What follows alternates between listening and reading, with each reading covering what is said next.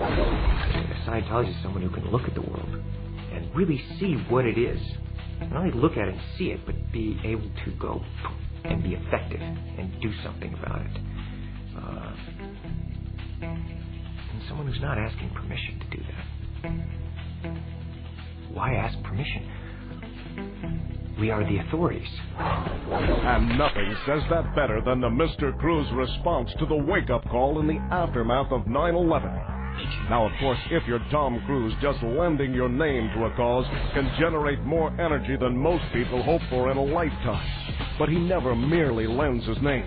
If he takes a stand, it's pedal to the metal till the finish line, as in helping New York firemen.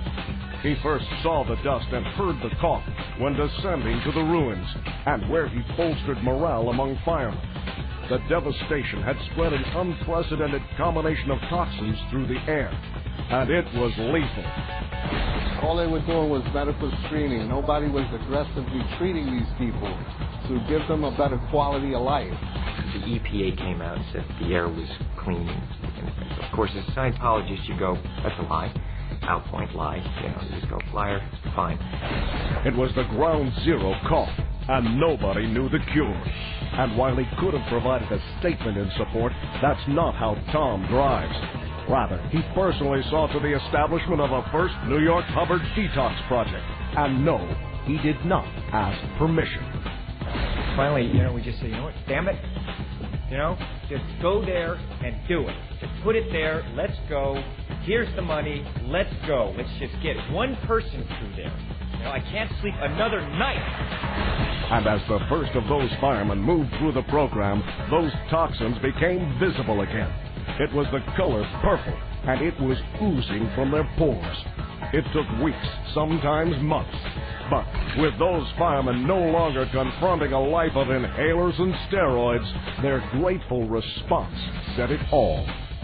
To our brother L. Ron Hubbard from your brothers at the New York City Fire Department, we honor you with this helmet, a symbol of our motto, to protect life and property, which is the legacy of your technology and body.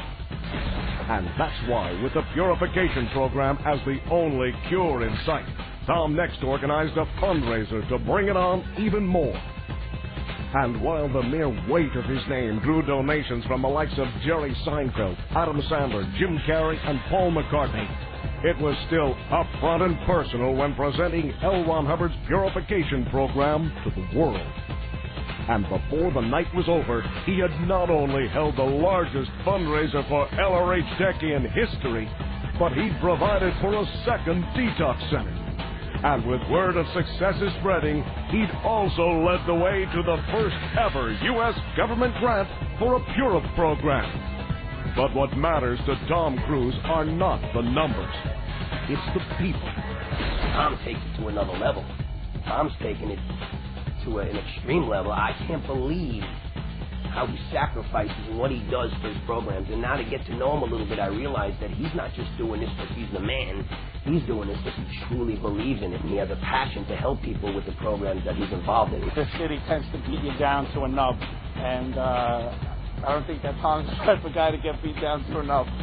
So it's pretty impressive that it's been going like a big tidal wave now. You look like the type of person that would turn over any rock to get the job done and bring the help to the people who needed it in New York City. And I was right. For once,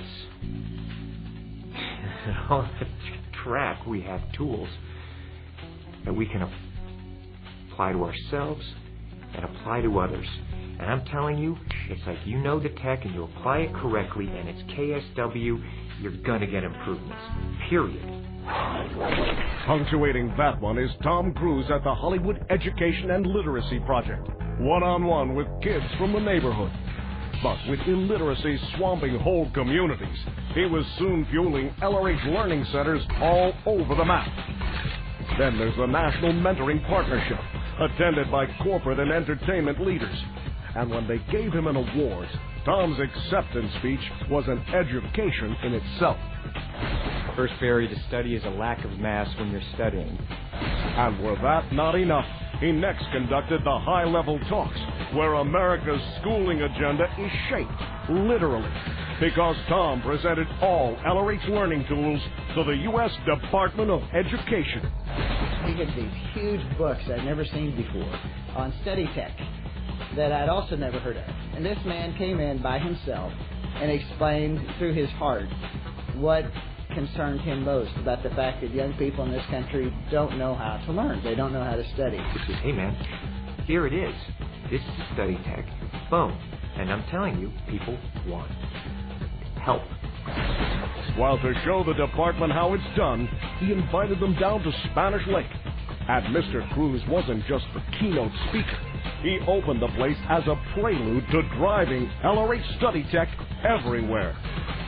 And my mission is to make study technology available for everyone who wants to reach for it. Any group, any person, any teacher, any mentor, any parent, every child, anyone.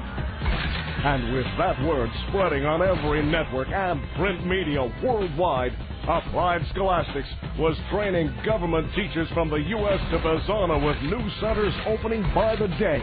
And from there, it's unrelenting, from inspiring graduating classes at Delphi and to places you'd never imagined. At NASA, for example, where he brought on study tech to boost broad public support, because people won't support what they don't understand. And that's why you now find the glossary of difficult terms on the NASA homepage website, courtesy of NASA spokesman Tom Cruise.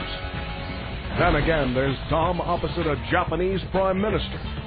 America's Samurai presents an LRH learning book while cameras roll. And it not only hits front page across 3 continents and fires 2 LRH titles to bestseller lists, it launches 5 new Applied Scholastics learning centers in 4 weeks flat. While to provide the rest of the world with an inkling of what LRH technology holds, he presented the 3 barriers to study in the highest circulation glossy on Earth. And what with spin-offs in TV, print, and radio, the tally of those he reached with study tech soon topped 250 million.